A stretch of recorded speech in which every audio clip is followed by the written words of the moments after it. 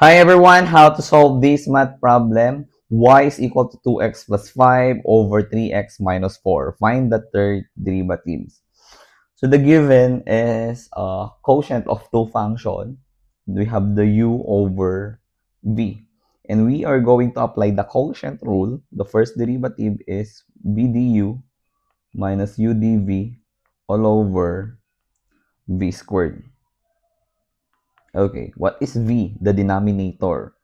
3x minus 4 times the derivatives of u, that is 2, minus copy u, the 2x minus a plus 5, and the derivatives of v is 3, all over v squared, that 3x minus 4. Then simplify, distribute 2. 2 times 3x is 6x. 2 times negative 4, that is negative 8. Minus, distribute 3. We have 3 times 2x is 6x. And then 3 times 5, that is 15. All over 3x minus 4 squared. Then distribute the negative.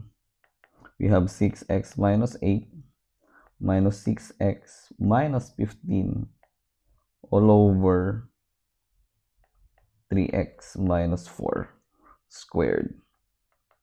6x minus 6x is 0. Negative 8 minus 15 is negative 23 all over 3x minus 4 quantity squared, or this is the same as negative 23 times 3x minus 4 raised to negative 2. This is our first derivative. And we can express this in terms of u and apply the chain rule. Negative 23 u raised to negative 2 by letting u for 3x minus 4. And if we're going to find the second derivatives, let's use negative 23 u raised to negative 2. So applying the chain rule, the second derivatives of this function will be positive.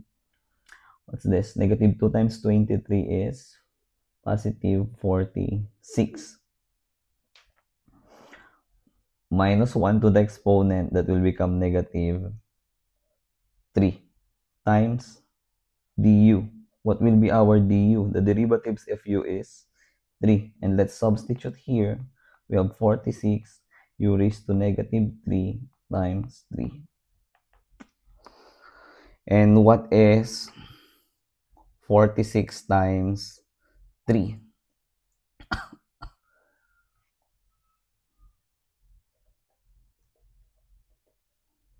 That is 138 u raised to negative 3. And that is our second derivative. And what will be our third derivative? The third derivatives of the function is 138 times 3.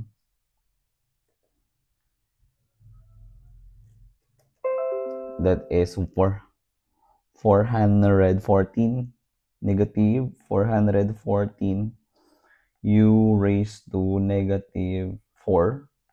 So negative 3 minus 1 negative times du. And what is our du? That is positive 3. So 414 times 3 again, that is 1,242 u raised to negative 4, or 1,000 negative